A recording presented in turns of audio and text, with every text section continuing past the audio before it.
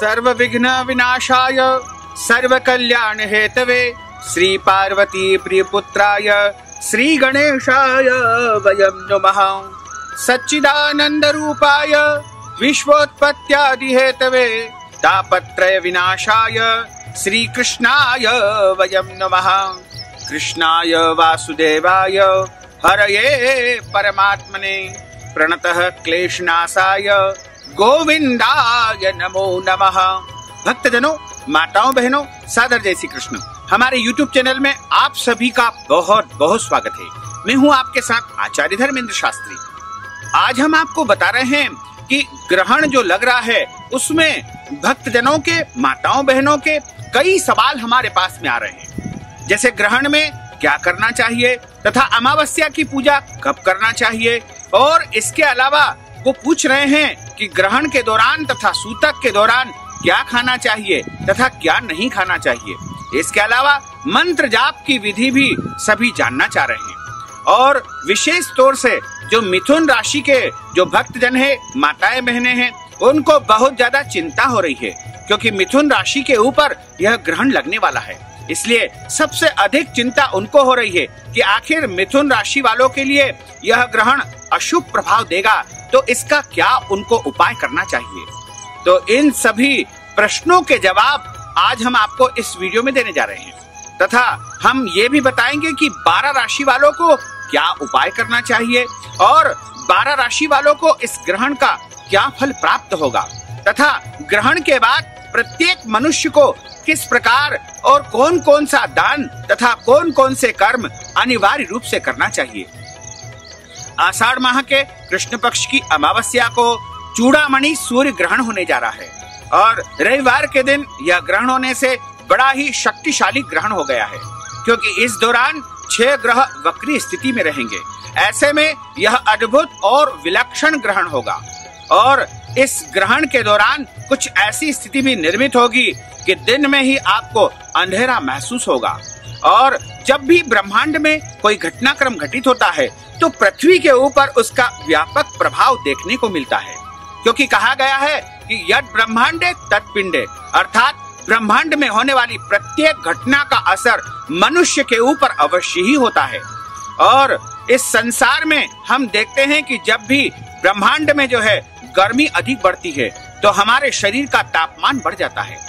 इसी प्रकार जब सर्दी होती है, ठंड लगती है, तो हमारे शरीर में भी जो है ठंडी बहुत ज्यादा अंदर महसूस होती है और जल तत्व की वृद्धि हो जाती है। इसी प्रकार वर्षा ऋतु में जब बहुत ज्यादा पानी गिरता है तब हम देखते हैं कि हमारे शरीर में भी जल तत्व बहुत अधिक बढ़ जाता है। इसी तरह ब्रह्मांड में जब भी ग्रह, नक्षत्र और तारे सितारे जब अपनी स्थितियों को परिवर्तित करते हैं, राशियों को परिवर्तित करते हैं, नक्षत्रों को परिवर्तित करते हैं, या फिर सूर्य या चंद्र ग्रहण होते हैं, तो निश्चय ही मनुष्य के ऊपर उसका व्यापक प्रभाव होता है।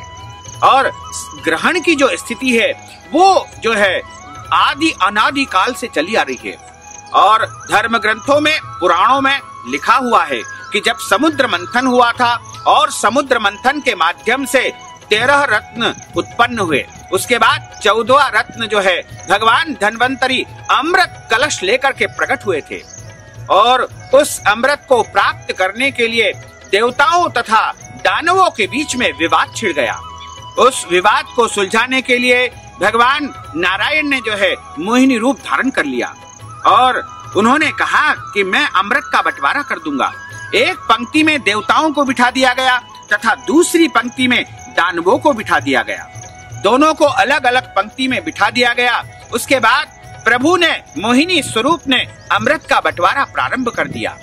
जब भगवान अमृत का बंटवारा कर रहे थे उस समय राहु नामक दैत्य देवताओं की पंक्ति में आकर के बैठ जाता है, और छल कपट से राहु नामक दैत्य अमृत का पान कर लेता है।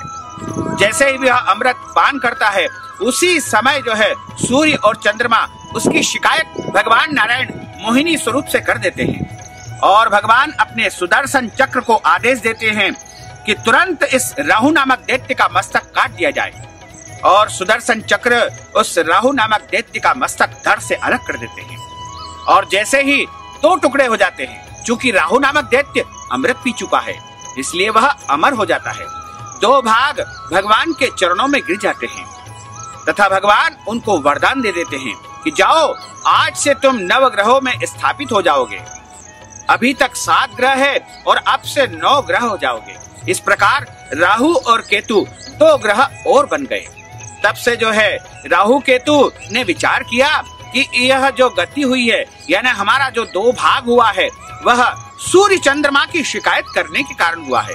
इसलिए राहु और केतु ने सूर्य और चंद्रमा से कहा कि हम तुम दोनों को समय समय पर ग्रसित करेंगे। इसी कारण यह ग्रहण की स्थिति निर्मित होती है, यानी पूर्णिमा को चंद्र ग्रहण होता है, वहीं अमावस्या को सूर्य ग्रहण होता है। यानी ग्रहण की जो स्थिति है वो राहु केतु के कारण ही उत्पन्न होती है। इसी कारण राहु केतु ग्रहण वाले दिन सबसे ज्यादा पावरफुल स्थिति में रहते हैं और ग्रहण के दौरान लगातार नकारात्मक जो शक्तियां हैं वह सूर्य के ऊपर हावी हो जाती है और सूर्य से निकलने वाली जो ऊर्जा होती है वह भी नकारात्मक होती है। इसीलिए पृथ्वी वासियों को सावधानी रखने की आवश्यकता होती है, क्योंकि सूर्य नारायण प्रत्यक्ष देवता है पृथ्वी के। इसलिए इस ग्रहण से जो है सभी को सतर्क रहना चाहिए, सभी को बचना चाहिए तथा ग्रहण के दौरान तथा सूतक काल के दौरान सभी को नियम पालन अनिवार्य रूप से करना चाहिए। तो अब हम आपको बता दें कि यदि आपके घर में पितृ पूजा होती है, आपके घर में पितरों के निमित्त प्रत्येक अमावस्या को पूजन पाठ, पिंडदान, तर्पण आदि कर्म होते हैं, धूप ध्यान करते हैं या पितरों को प्रसन्न करने के उपाय आप अमावस्या में प्रत्येक अमावस्या को करते हैं, तो आपको आज यानी 20 जून को दोपहर 11 बजे से लेकर के दोपहर जो है 3 बजे के मध्य कर लेना चाहिए, क्योंकि 11 बजे से अमावस्या तिथि प्रारंभ हो जाएगी, जो कि 21 जून को 11:30 बजे तक अमावस्या तिथि रहेगी। लेकिन शनिवार की रात्रि से जो है ग्रहण का सूतक प्रारंभ हो जाएगा। इसलिए पितरों के निमित्त जो भी कर्म आपको करना है, पिंडदान करना है, तर्पण करना है, श्राद्ध करना है, पितृ पूजा करना है, वो सारे कर्म आपको आज यानी 20 जून को दोपहर 11 बजे से लेकर के आपको 3 बजे के मध्य संपन्न कर लेना चाहिए। इस समय मध्यकालीन अमावस्या रहेगी, क्योंकि पितरों का कर्म मध्याह्न काल में ही किया जाता है। इसलिए 11 से लेकर के 3 के बीच में मध्याह्न काल भी रहेगा, अमावस्या तिथि भी रहेगी और श्राद्ध तथा पितृ कर्म की अमावस्या भी आज बताई है। इस प्रकार आप अपने पितरों का कर्म कर सकते हैं और रात्रि ठीक जो है 10 बजे यानी आज रात्रि 20 जून की रात्रि ठीक 10 बजे से सूतक ग्रहण का प्रारंभ हो जाएगा, जो कि 16 घंटे तक निरंतर चलेगा। और सूतक काल में तथा ग्रहण काल में कई प्रकार के नियम हमारे धर्म ग्रंथों में बताए हैं। तो सूतक काल में सबसे पहले तो हमको ध्यान रखना है कि अन्न का सेवन बिल्कुल नहीं करना चाहिए, यानी अन्न का त्याग कर देना चाहिए। सूतक काल में प्रयास करना चाहिए कि हम व्रत रखें या फिर फल या फलाहारी वस्तु का सेवन कर सकते हैं, जल पी सकते हैं, फलों का रस ले सकते हैं, दूध से बनी कोई भी वस्तु आप ग्रहण कर सकते हैं। साथ ही सूतक काल में ये ध्यान रखना है कि देवताओं का जो मंदिर है वह बंद कर देना चाहिए, यानी देवताओं के मंदिर के पट पूर्णतः बंद हो जाएंगे। जैसे ही सूतक प्रारंभ होगा उसके बाद आपको पूजन पाठ आदि कर्म नहीं करना है, देवताओं को स्पर्श नहीं करना है तथा 21 जून की सुबह यदि आपके घर में कोई रोगी व्यक्ति है, बच्चे हैं, बुजुर्ग है या फिर अन्य कोई व्यक्ति है जो बहुत ज्यादा शारीरिक रूप से परेशान है, तो उनको आप नाश्ता या भोजन दे सकते हैं। बाकी जो सामान्य व्यक्ति है, जो समर्थ है, जो शरीर में जो है अपनी इच्छा शक्ति से व्रत करना चाहे वो व्रत कर सकते हैं। यदि नहीं कर सकते हैं तो फलाहार या फल संबंधी वस्तु उनको लेना चाहिए। तथा 21 जून को सुबह घर के देवी देवताओं का पूजन पाठ पूर्णतः बंद रहेगा, क्योंकि ग्रहण के सूतक में भगवान का स्पर्श नहीं किया जाता है, पूजन पाठ नहीं किया जाता है। 21 जून को सुबह आप भगवान सूर्य नारायण को अर्घ्य चढ़ाएं, उनका आराधना करें, उनकी पूजा करें, यानी सूर्य नारायण को आप जल अनिवार्य रूप से चढ़ाएं। और इसके अलावा तुलसी जी का जो पूजन है वो भी कर सकते हैं। वैसे कुछ धारणाएं, कुछ भ्रम ऐसा फैला हुआ है कि रविवार के दिन तुलसी जी का पूजन नहीं करना चाहिए। ये धारणा बिल्कुल गलत है। रविवार के दिन तुलसी जी को स्पर्श नहीं किया जाता है और तुलसी जी को तोड़ा नहीं जाता है। आप दूर से जल चढ़ा करके, दीपक लगा करके प्रार्थना कर सकते हैं, पूजन तो कर ही सकते हैं। इसलिए तुलसी माता का पूजन करें। रविवार के दिन तुलसी जी का पूजन करने का कोई दोष नहीं लगता है। ये गलत धारणा है, ये गलत निर्णय है। इस प्रकार की धारणाओं में बिल्कुल नहीं पड़ना चाहिए तथा रविवार के दिन तुलसी जी का पूजन करना चाहिए। तुलसी जी को स्पर्श नहीं करते हैं, तोड़ते नहीं हैं, दूर से ही आप उनका पूजन कर सकते हैं। तथा जब ग्रहण प्रारंभ हो उसके पहले पहले आपको यह ध्यान रखना है कि अपने घर की प्रत्येक वस्तुओं में, जैसे आपके घर में जैसे दूध दही रखा हुआ है, फल रखे हैं, मिठाई रखे हैं, या फिर घी रखा हुआ है, या अन्य कोई भी खाद्य सामग्री यदि आपके घर में रखी है, तो उसमें आपको तुलसी का पत्ता या कुशा अनिवार्य रूप से रख देना चाहिए। क्योंकि कुशा और तुलसी पत्र रखने से वो चीजें ग्रहण के दुष्प्रभाव से प्रदूषित नहीं होगी तथा सभी चीजें सुरक्षित रह सकेगी। इसके अलावा आपको ग्रहण के पहले ये ध्यान रखना है कि जो भी काम आपको बाहर जाने के करना है वो आप आराम से कर सकते हैं, और उसके बाद आप ग्रहण के समय घर में ही रहे।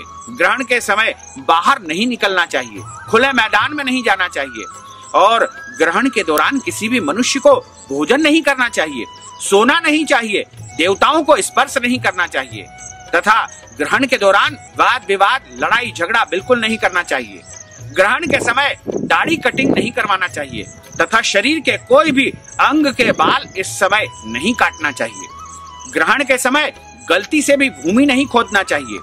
ग्रहण के समय पेड़ पौधों से पत्तियां नहीं तोड़ना चाहिए तथा ग्रहण के दौरान पेड़ पौधों को काटना भी नहीं चाहिए, और किसी भी प्राणी को सताना नहीं चाहिए। ग्रहण के दौरान पशु पक्षियों को, जीव जंतुओं को सताना नहीं चाहिए। आप चाहें तो ग्रहण के समय में पशु पक्षियों के लिए अन्न दाने की व्यवस्था आप कर सकते हैं, और पशु पक्षियों को जो है आश्रय आप दे सकते हैं। इसके अलावा जब ग्रहण लगता है उस समय उसके पहले से आपको स्नान कर लेना चाहिए। यदि आप किसी कारणवश स्नान नहीं कर सकते हैं तो आप कान धोकर भी स्नान का पुण्य प्राप्त कर सकते हैं। यानी कान को हमारे शरीर का गुरु माना गया है। यदि कोई मनुष्य किसी स्थिति में यदि रोगी है या बीमार है और स्नान नहीं कर सकता है तो वो कान धोकर भी स्नान का फल प्राप्त कर सकते हैं। इसी प्रकार जो महिलाएं मासिक धर्म में हैं, रजस्वला है, एमसी पीरियड में है, उनको ये ध्यान रखना है कि वो जो है स्नान यदि कर सकते हैं तो बहुत अच्छा है, नहीं तो कान धोकर मानसिक रूप से मंत्र जाप अवश्य करें। मंत्र जाप तो कर सकते हैं, देवी देवताओं का पूजन तथा दान पुण्य उनको नहीं करना है।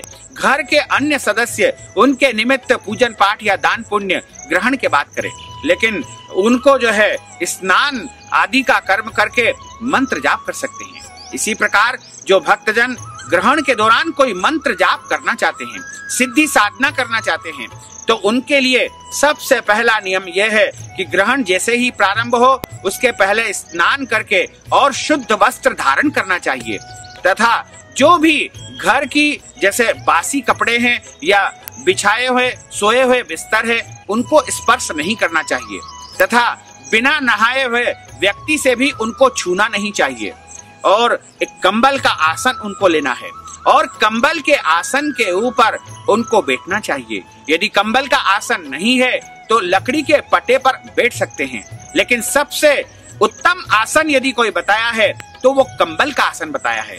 कंबल कभी भी अपवित्र नहीं होता है, पुराना कंबल हो, नया कंबल हो या कोई सा भी कंबल हो, कंबल का आसन ग्रहण के जाप करने के लिए सर्वोत्तम माना गया है।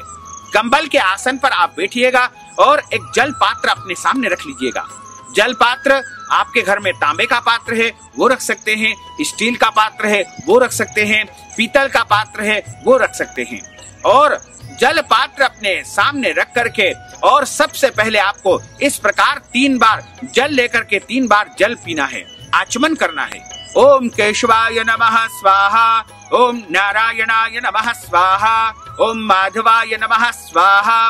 जल पी करके अपने हाथ को धो लेना है। हाथ धोने के पश्चात आपको हाथ में जल लेकर के संकल्प करना है। हम आपको पहले संस्कृत में संकल्प सुना रहे हैं, उसके बाद हिंदी में संकल्प सुनाएंगे, तो सभी संस्कृत में संकल्प को श्रवण करें और इस प्रकार संकल्प को धारण करें। यदि आप संकल्प को बोल नहीं सकते हैं तो हमारे इस वीडियो को उस समय आप चालू कर ले और इसी वीडियो के माध्यम से संकल्प धारण करें। 3 बार संकल्प ग्रहण करते समय भगवान विष्णु के नामों का उच्चारण करना चाहिए।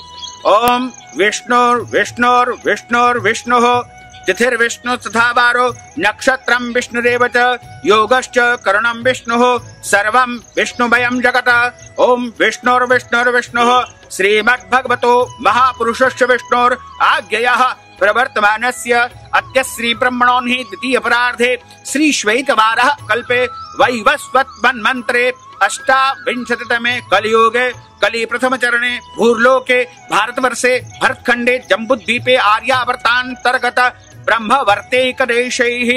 आपके जो भी देश का नाम है आप उच्चारण करिएगा। मध्य प्रदेशैः भोपाल मंडलांतर्गतैः भोपाल नामनि नगरैः। अपने शहर का, अपने गांव का, अपने नगर का नाम आप उच्चारण करिएगा।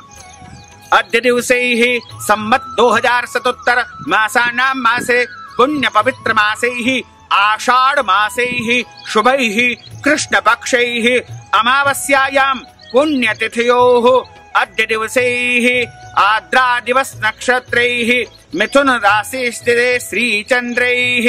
अद्य दिवसैः मकर राशि स्थिते श्री देवराज गुरोः मिथुन राशि स्थिते श्री सूर्यैः। शेषेषु ग्रहेषु यथा यथम राशि स्थान स्थितस्सु एवं ग्रह गुण गण विशेषण विशिष्टायां शुभ पुण्य तिथोः। बोलिए मम आत्मनः। अपने नाम और गोत्र का उच्चारण करिएगा। आपका जो भी नाम हो, जो भी गोत्र हो, गोत्र यदि नहीं याद है तो संकल्प में आप अपने सरनेम का उच्चारण करिएगा।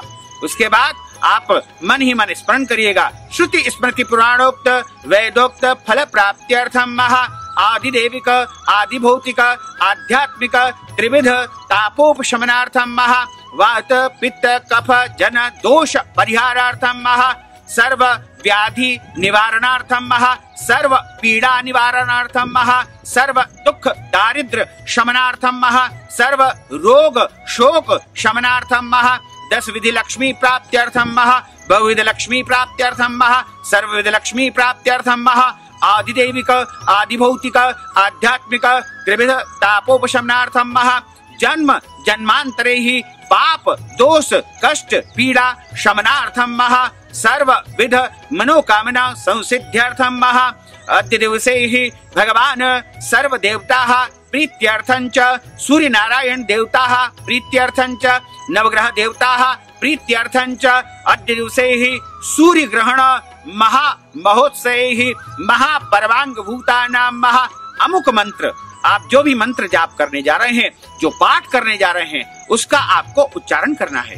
यदि आप ओम नमो भगवते वासुदेवाय इस महामंत्र का जाप करें तो आपको यह बोलना है कि मैं यह मंत्र जाप करने जा रहा हूँ, या अन्य कोई भी मंत्र जाप या पाठ करने जा रहे हैं तो वह आप बोल लीजिएगा और इस प्रकार उच्चारण करके कि मैं ग्रहण काल में इस मंत्र का जाप करने जा रहा हूँ।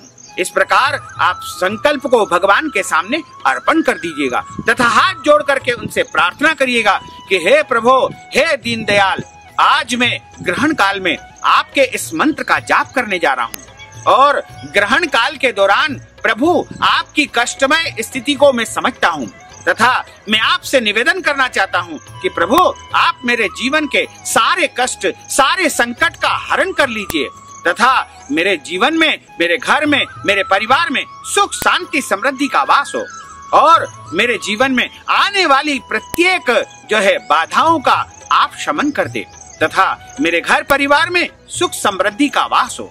इस प्रकार आप हिंदी में उनसे प्रार्थना करें और प्रणाम करके जो है मंत्र जाप आरंभ कर देना चाहिए। तथा यदि आप माला से मंत्र जाप करते हैं तो आपको इस विधि का ध्यान रखना चाहिए, जैसे कि हम आपको हमारी माला से जाप करके दिखाते हैं। इस प्रकार आपको माला से जाप करना चाहिए। अनामिका उंगली और अंगूठे के माध्यम से तथा इस उंगली के माध्यम से मंत्र जाप किया जाता है। मंत्र जाप के समय इस उंगली का उपयोग नहीं किया जाता है और इस प्रकार आप मंत्र जाप करते रहें और माला को ढक देना चाहिए। किसी भी वस्त्र से, गौमुखी से या कपड़े से, रुमाल से माला को ढक करके जाप करना चाहिए और जब मंत्र जाप करें तो माला अपने हृदय के ऊपर स्पर्श करके ही मंत्र जाप करना चाहिए।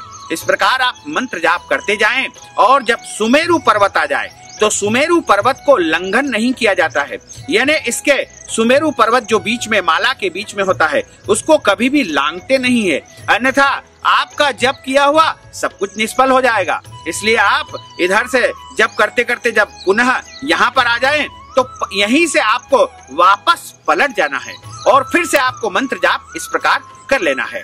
और जब आपके मंत्र जाप की विधि संपन्न हो जाए, मंत्र जाप आप संपूर्ण कर ले, तब हाथ में पुनः जल ले ले और जल लेकर के भगवान से प्रार्थना करें कि हे प्रभु, मैंने आज इस मंत्र का जाप किया है तथा आप प्रसन्न होइएगा और मेरी समस्त मनोकामनाओं को आप पूर्ण कर दीजिएगा, मेरे दुख संकट दारिद्र्य सभी का हरण कर लीजिएगा और ये मंत्र जाप आपको मैं अर्पण करता हूँ। इस प्रकार आप मंत्र जाप प्रभु को अर्पण करके उनसे क्षमा प्रार्थना कर लीजिए।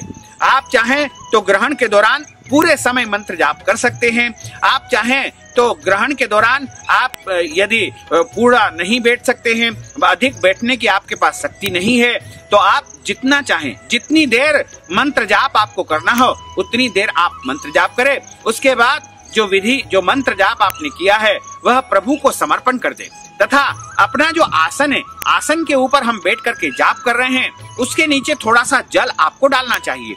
एक बार जल डाल करके और उस जल को इस उंगली के माध्यम से आपको पृथ्वी से जो है उठाना है, यानी जो जल आपने डाला है उसको आपको इस उंगली से उठा करके दोनों नेत्रों को एक एक बार लगाना है तथा तिलक स्थान पर लगा लेना है। इस प्रकार इस विधि से यदि आप जाप करेंगे तो निश्चय ही आपको जाप का पाठ का पूर्ण फल प्राप्त हो सकेगा। तो भक्तजनों, यदि आप जाप करना चाहते हैं तो इस विधि से जाप करें तथा भगवान का पूजन अर्चन ग्रहण के दौरान नहीं किया जाता है। इस दौरान केवल दीपक लगा करके दूर बैठकर ही उनकी प्रार्थना की जाती है। यदि आप जाप नहीं कर सकते हैं, पाठ नहीं कर सकते हैं, तो आप भगवान का कीर्तन करें, ओम नमो भगवते वासुदेवाय, इस महामंत्र का जाप करें। श्री कृष्ण शरणम मम, इस महामंत्र का आप जाप कर सकते हैं, पाठ कर सकते हैं, भजन कर सकते हैं, कीर्तन कर सकते हैं, या फिर जो भी कीर्तन हो, भगवान का नाम हो। यदि कुछ नहीं कर सकते हैं तो श्री राम जय जय राम, इस महामंत्र का भी आप भजन कर सकते हैं, या कोई भी भगवान का नाम उच्चारण इस दौरान करना है। आप चाहें तो सूर्य भगवान का मंत्र ओम सूर्याय नमः, इस महामंत्र का जाप भी कर सकते हैं, महामृत्युंजय मंत्र का जाप कर सकते हैं। सबकी विधि यही रहेगी जो हमने आपको बताई है। इस दौरान आप गायत्री मंत्र का जाप कर सकते हैं और इस दौरान हनुमान चालीसा का पाठ कर सकते हैं। इस दौरान आप देवी कवच का पाठ कर सकते हैं। इस दौरान यदि आप अपनी कुल देवी को प्रसन्न करना चाहते हैं तो एक लाल कपड़े में आपको नारियल बांध लेना चाहिए तथा अपनी कुल देवी का आवाहन करके और ओम दुम दुर्गाये नमः, इस बीज मंत्र का जाप करना चाहिए, क्योंकि प्रत्येक देवी का जो बीज मंत्र है ओम दुम दुर्गाये नमः होता है।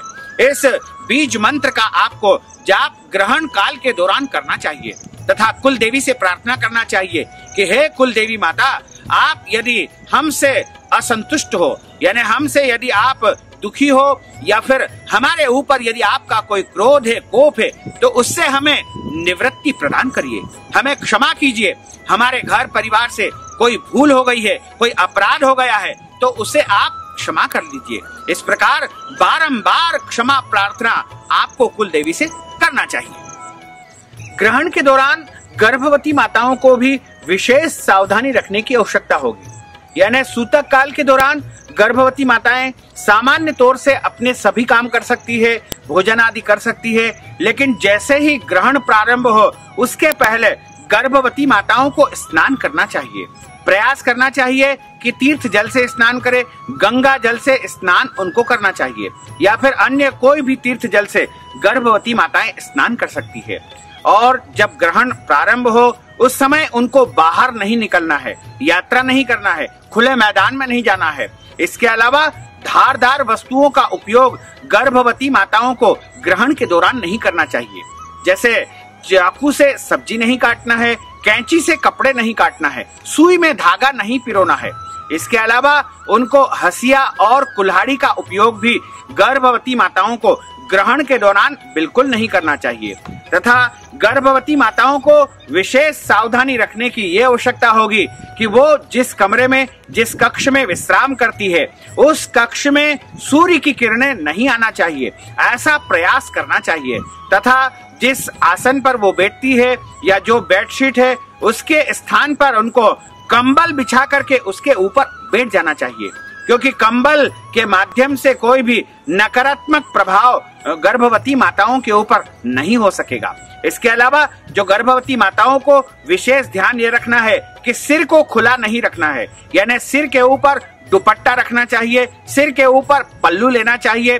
ग्रहण के दौरान यदि सिर खुला रहेगा तो नकारात्मक किरणें उनके शरीर में प्रवेश करने की संभावना अधिक होगी तथा होने वाले बच्चे के ऊपर विपरीत प्रभाव हो सकता है। इसलिए अपने बच्चे को यदि सुरक्षित रखना चाहती है तो उनको ग्रहण के समय में विशेष सावधानी रखने की आवश्यकता होगी। इसके अलावा गर्भवती माताएं ग्रहण के दौरान अपने पेट के ऊपर थोड़ा सा गेरू लगा लें। गेरू यदि नहीं है तो लाल कुमकुम लगा सकते हैं, कुमकुम नहीं है हल्दी लगा सकते हैं, केसर लगा सकते हैं, चंदन लगा सकते हैं। और इसके अलावा गर्भवती माताएं अनिवार्य रूप से अपने पास एक तुलसी का पत्ता और कुशा भी रख लेवे। यदि नहीं मिलता है तो एक सूखा नारियल भी अपने साथ रख सकते हैं और यदि गीला नारियल है तो भी रख सकते हैं। यानी नारियल कोई सा भी यदि उनके पास रखा रहेगा तो ग्रहण की नकारात्मक किरणें उनको प्रवाहित नहीं करेगी।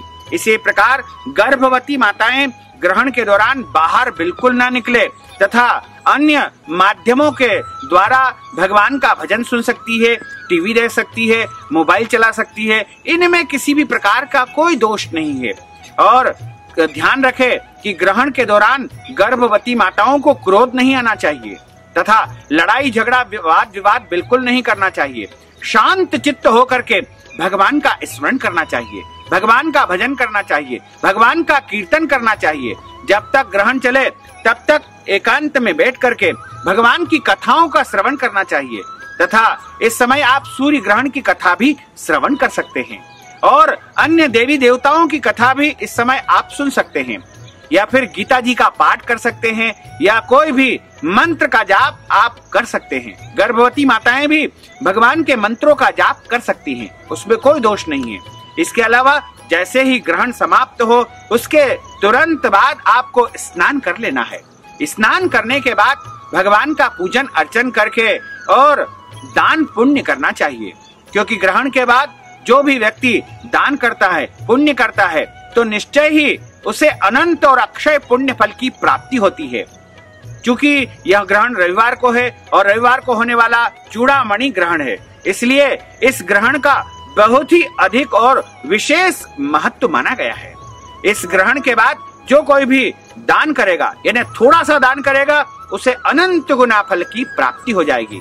ग्रहण के बाद आप जो है चावल का दान कर सकते हैं, गेहूं का दान कर सकते हैं, आटे का दान कर सकते हैं या भोजन बनाने की संपूर्ण सामग्री का दान कर सकते हैं या फिर आप फल का दान कर सकते हैं, नारियल का दान कर सकते हैं या फिर आप ड्राई फ्रूट्स का दान कर सकते हैं या वस्त्र का दान कर सकते हैं या फिर आप जो है भोजन यदि आपके घर में बना हुआ है तो उसका भी आप दान कर सकते हैं। और यह दान आपको जो है जरूरतमंद लोगों को करना चाहिए, मंदिर में करना चाहिए और जो सफाई कर्मचारी होते हैं उनको भी इस दिन दान करने का सबसे अधिक महत्व माना गया है, क्योंकि उनको दान करने से राहु और केतु अत्यधिक प्रसन्न होते हैं। इसके अलावा जो जरूरतमंद गरीब लोग होते हैं, मजदूर लोग होते हैं, उनको भी ग्रहण के पश्चात दान पुण्य करने का अक्षय और अनंत पुण्य फल प्राप्त होता है। इसके अलावा ग्रहण के बाद यदि कोई मनुष्य चाहे तो गौ दान कर सकता है। गौ दान का अत्यधिक पुण्य है और गाय यदि नहीं दे सकते हैं तो गाय के निमित्त धन राशि भी प्रदान कर सकते हैं। इसके अलावा तिल का दान कर सकते हैं, भूमि का दान कर सकते हैं, स्वर्ण का दान कर सकते हैं या जो भी आपकी श्रद्धा हो, आपकी हैसियत हो, आपकी शक्ति हो, उसके अनुसार आपको कुछ न कुछ दान अवश्य ही करना चाहिए। और जो मनुष्य ग्रहण के बाद दान करता है उसके ऊपर ग्रहण का विपरीत प्रभाव बिल्कुल नहीं होता है। साथ ही चूंकि मिथुन राशि के ऊपर यह ग्रहण है, इसलिए मिथुन राशि वालों को ग्रहण के समय भगवान का स्मरण करना है और ग्रहण के बाद जो हमने दान बताए हैं उनको भी करना चाहिए, जिससे मिथुन राशि वाले के जीवन के ऊपर किसी भी प्रकार का कोई कष्ट और संकट नहीं आएगा तथा घबराने की आवश्यकता नहीं है, भयभीत होने की बिल्कुल भी आवश्यकता नहीं है।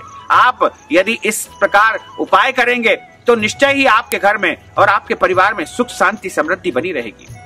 अब चूंकि ब्रह्मांड में यह एक बड़ा घटनाक्रम होने जा रहा है, इसलिए 12 राशि के ऊपर इसका अलग अलग प्रभाव देखने को मिलेगा। तो सबसे पहली आती है मेष राशि। मेष राशि वाले जो व्यक्ति है उनको इस ग्रहण से मान सम्मान की प्राप्ति होगी, प्रतिष्ठा मिलेगी। इसके अलावा यदि बेरोजगार है तो उनको रोजगार की प्राप्ति हो जाएगी और यदि किसी कार्य में व्यापार में वो लगे हुए हैं तो उसमें उनकी अच्छी उन्नति होने का योग बनेगा। और जो मेष राशि वाले व्यक्ति है उनको ग्रहण के बाद में गुड़ और मसूर की दाल का दान अवश्य करना चाहिए, जिससे और भी अधिक शुभ फल वो ग्रहण का प्राप्त कर सकेंगे। अब हम बात करते हैं वृषभ राशि की। वृषभ राशि वाले जो व्यक्ति है उनको मानसिक तनाव और दबाव इस ग्रहण के कारण महसूस होगा तथा कार्य क्षेत्र में अवरोध उत्पन्न होने का योग है। और उपाय के रूप में ग्रहण के बाद में सफेद कपड़े में यदि वो चावल का दान करेंगे तो निश्चय ही उनका जीवन जो है समृद्धशाली बन सकेगा और जो भी ग्रहण के कष्ट संकट है बाधाएं हैं वो समाप्त हो जाएगी। अब हम बात करते हैं मिथुन राशि की। मिथुन राशि के ऊपर ही यह ग्रहण होने जा रहा है, इसलिए मिथुन राशि वालों को ग्रहण के समय भगवान की पूजा पाठ करना चाहिए, क्योंकि मिथुन राशि वालों को तनाव, दबाव, शारीरिक कष्ट, आर्थिक कष्ट या अन्य परेशानियां होने का योग बन रहा है। हम आपको डरा नहीं रहे, भ्रमित नहीं कर रहे हैं, लेकिन एक सही जानकारी आपको देने का प्रयास कर रहे हैं कि आप ग्रहण के समय प्रभु का स्मरण करें और ग्रहण के बाद आपको अनिवार्य रूप से हरी सब्जी का दान या हरे मूंग का दान करना चाहिए, क्योंकि मिथुन राशि वाले यदि हरी सब्जी या हरे मूंग का दान कर देंगे ग्रहण के बाद में तो उनका ग्रहण के ऊपर किसी भी प्रकार से कोई दुष्प्रभाव नहीं होगा और वो सुरक्षित रहेंगे, यानी ग्रहण से निकलने वाली नकारात्मक ऊर्जा उनको प्रभावित नहीं कर पाएगी। इस प्रकार कर्क राशि वाले जो व्यक्ति है उनको वाहन से सावधानी रखना होगी तथा शारीरिक कष्ट उनको उत्पन्न हो सकता है। इसके अलावा मानसिक स्थिति से वो कमजोर हो सकते हैं, मन में विचलन होगा और चिंताएं अधिक उत्पन्न होगी। इसलिए कर्क राशि वालों को ग्रहण के पश्चात भगवान शिव जी को कच्चे दूध से अभिषेक करना चाहिए, यानी ओम नमः शिवाय बोलते हुए कच्चे दूध की धारा भगवान भोलेनाथ के ऊपर अवश्य लगा दीजिएगा, तो निश्चय ही ग्रहण का उनके ऊपर विपरीत प्रभाव नहीं होगा और वो यह ग्रहण से जो है सुरक्षित बच पाएंगे। इसके अलावा जो सिंह राशि है, सिंह राशि वालों के लिए तो ग्रहण बहुत अच्छा है, अच्छा परिणाम देगा, अच्छे फलों की प्राप्ति होगी, उन्नति होगी, प्रगति होगी, मान मिलेगा, सम्मान मिलेगा। इसके अलावा उनकी नौकरी में पदोन्नति प्राप्त होने का योग है, उनकी आमदनी बढ़ सकती है, सैलरी बढ़ने का योग है और भी कई क्षेत्रों में सिंह राशि वालों को अद्भुत और अच्छे परिणाम प्राप्त हो सकेंगे। और अब हम आपको बता दें कि कन्या राशि वालों जो व्यक्ति है उनको इस ग्रहण के दौरान अच्छा लाभ मिलेगा, प्रचुर मात्रा में धन लाभ होगा। इसके अलावा जो काम कर रहे हैं उसमें भी इनको लाभ मिलेगा, उन्नति होगी, प्रगति होगी, संतान की उन्नति और प्रगति का योग उनके जीवन में बनने वाला है। और उपाय के रूप में यदि आप गणेश जी को बेसन के लड्डू ग्रहण के बाद चढ़ाएंगे तो आपको और भी अधिक शुभ फलों की प्राप्ति हो सकेगी। अब हम बात करते हैं तुला राशि की। तुला राशि वाले जो व्यक्ति है उनको इस सूर्य ग्रहण से अच्छा फायदा होने का योग है, धन लाभ होगा, मान सम्मान प्राप्त होगा। यदि संतान की इच्छा कर रहे हैं तो संतान प्राप्ति का योग होगा यह, और इसके साथ ही संतान की उन्नति और प्रगति होने वाली है। कार्य क्षेत्र में अच्छी ऊंचाई उनको प्राप्त हो सकेगी। और उपाय के रूप में ग्रहण के बाद उनको सफेद रंग की मिठाई का दान अवश्य करना चाहिए, जिससे उनको और भी अधिक शुभ फलों की प्राप्ति हो सकेगी। अब हम बात करते हैं वृश्चिक राशि की। वृश्चिक राशि वाले जो व्यक्ति है उनको इस ग्रहण से तनाव और दबाव की स्थिति उत्पन्न हो सकती है, कार्यक्षेत्र में एक जो है उनको परेशानी महसूस होगी। इसके अलावा जो है वो पिछले दिनों से जो परेशान चल रहे हैं उसमें और भी अधिक वृद्धि हो सकती है। इसलिए वृश्चिक राशि वाले हनुमान जी के मंदिर में लाल फूल ग्रहण के बाद अवश्य चढ़ाएं तथा लाल फल भी उनको चढ़ाना चाहिए, जिससे ग्रहण के दोषों से उनको निवृत्ति प्राप्त हो सकेगी। इसके अलावा यदि वो चाहें तो लाल कपड़े में मसूर की दाल और गुड़ रखकर भी दान कर सकते हैं। अब हम बात करते हैं धनु राशि की। धनु राशि वाले जो व्यक्ति है उनको धन लाभ होगा, आर्थिक उन्नति और प्रगति इनकी होने वाली है। कार्य क्षेत्र में इनको जो है अच्छा मुकाम प्राप्त हो सकेगा। इसके अलावा जो पिछले दिनों इन्होंने मेहनत की है उसके भी परिणाम इनको देखने को मिलेंगे और एक नया स्थान इनके जीवन में इनको प्राप्त होगा। घर परिवार में शुभ और मांगलिक कार्यक्रम होने की योजना बन सकती है या मांगलिक कार्यक्रम संपन्न हो सकते हैं। अब हम बात करते हैं मकर राशि की। मकर राशि वाले जो व्यक्ति है उनको इस सूर्य ग्रहण से अच्छा फायदा होगा, धन लाभ होगा, व्यापार के क्षेत्र में उन्नति और प्रगति ये लोग कर सकेंगे। इसके अलावा रुका हुआ पैसा इनका प्राप्त हो जाएगा। कोई भी काम अटका हुआ है, रुका हुआ है तो वह होने लगेगा। इसके अलावा भी इनके जीवन में कई ऐसे काम होंगे जिससे इनको फायदा होगा। अब हम बात करते हैं कुंभ राशि की। कुंभ राशि वालों को इस ग्रहण से सबसे अधिक लाभ मिलने वाला है, यानी कुंभ राशि वालों को प्रचुर मात्रा में धन लाभ प्राप्त होगा। इसके अलावा इनके गृहस्थी जीवन में उन्नति और प्रगति होगी और जो काम ये कई दिनों से करने का सोच रहे हैं वो काम इनका होने वाला है। यदि ये विवाह की इच्छा कर रहे हैं तो विवाह होने का योग है। प्रेम विवाह भी इनका हो सकता है। संतान की उन्नति और प्रगति होगी। घर परिवार की उन्नति प्रगति होगी। इसके अलावा नौकरी इनको प्राप्त हो सकती है। व्यापार करने का सोच रहे हैं तो व्यापार कर सकेंगे। इसके अलावा भी कई प्रकार के अद्भुत लाभ इनको होने का योग है। और उपाय के रूप में ग्रहण के बाद काले उड़द काले कपड़े में रख करके यदि आप जो है किसी भी मंदिर में चढ़ा देंगे, शिव मंदिर में खास तौर से काले रंग के शिवलिंग के पास यदि कुंभ राशि वाले चढ़ा देंगे तो निश्चित तौर से और भी अधिक शुभ फलों की प्राप्ति हो सकेगी। अब हम बात करते हैं मीन राशि की। मीन राशि वाले जो व्यक्ति है उनको इस सूर्य ग्रहण से तनाव, दबाव, खर्च की अधिकता हो सकती है, इसलिए उनको सावधानी बरतने की आवश्यकता होगी। और उपाय के रूप में यदि वो भगवान विष्णु जी के चरणों में चने की दाल, गुड़ और एक पीला फल ये वस्तुएं ग्रहण के पश्चात स्नान करने के बाद यदि चढ़ाएंगे तो उनको इस ग्रहण का किसी भी प्रकार से दुष्प्रभाव नहीं होगा तथा वो सुरक्षित रहेंगे और उनके जीवन में उन्नति और प्रगति हो सकती है।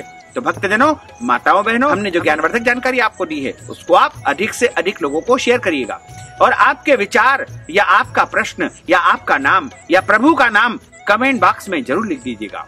साथ ही यदि आपने अभी तक हमारे और आपके YouTube चैनल को सब्सक्राइब नहीं किया है तो अभी और इसी समय सब्सक्राइब अवश्य कर लीजिए। आपको और आपके परिवार को सादर जय श्री कृष्ण। सादर धन्यवाद।